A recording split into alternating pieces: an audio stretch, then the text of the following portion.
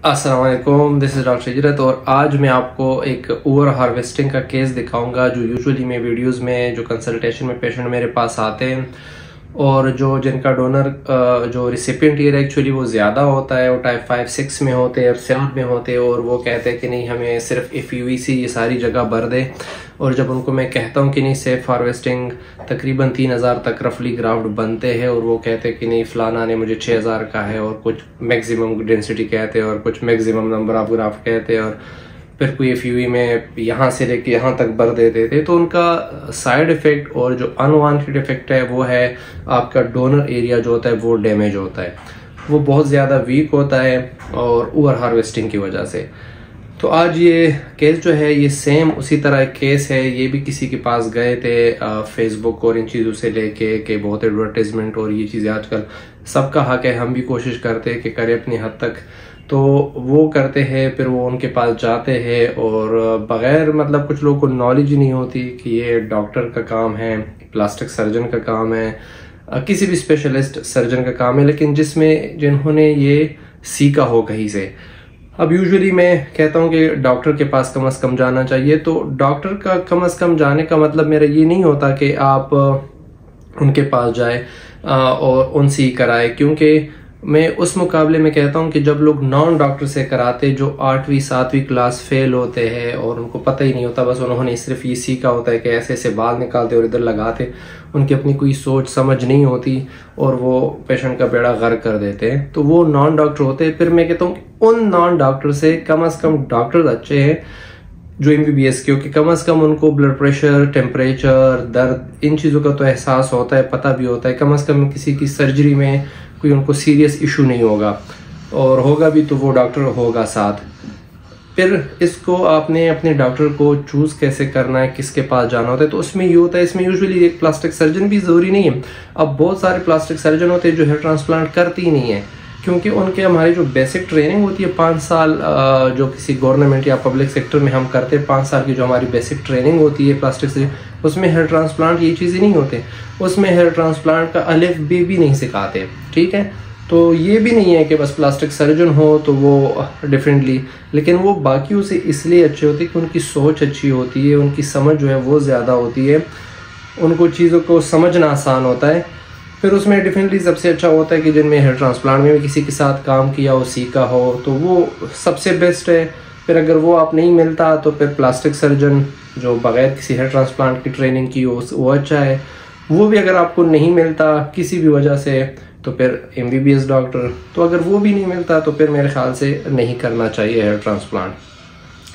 अब कुछ लोग कहते हैं कि फिर कुछ लोग चार्जेस ज़्यादा लेते हैं, तो बिल्कुल ज़्यादा चार्जेस लेते हैं, वो किसी के लिए ज़्यादा होते हैं, किसी के लिए ठीक होते हैं, और हर किसी को अपने बजट के हिसाब से करना हो चाहिए।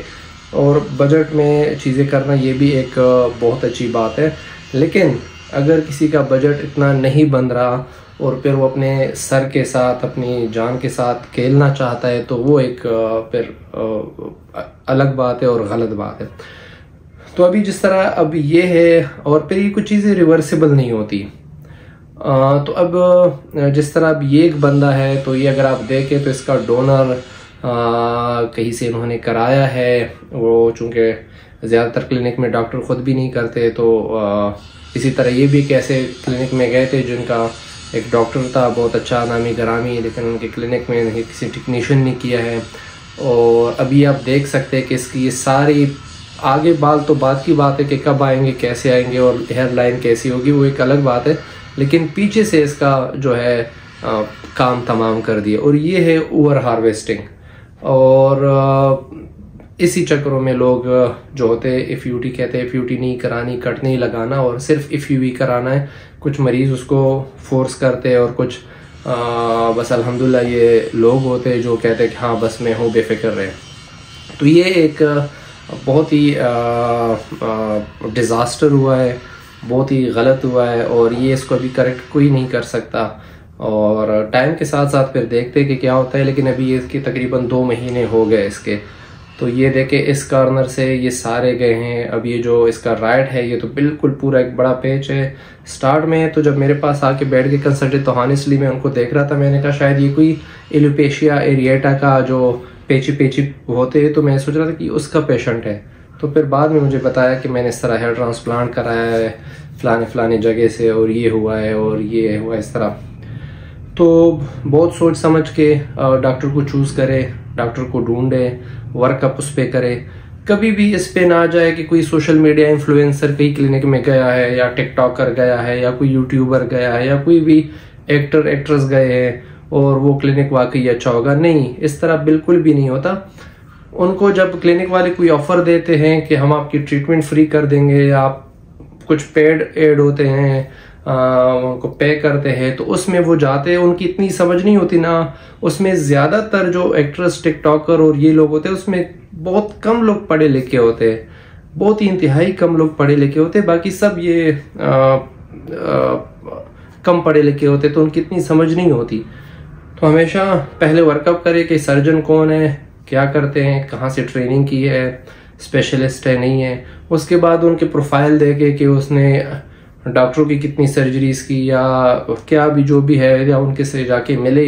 लेकिन इस तरह इस चीज़ों को फॉलो करके ब्लाइंडली ना जाए। वो सिर्फ आपको एडवर्टाइजमेंट इसलिए होती है कि आपको पता चले कि फलाना जगह पे भी क्लिनिक है जो ये काम कर रहे हैं। फिर वहाँ जाके इंक्वायर करना, उनसे मिलना, अपनी तसल्ली करना, ये आप लोगों का हक है। वरना इसी तरह आप किसी बड़े डिज़ास्टर में एंड कर लेंगे। थैंक यू, शुक्रिया।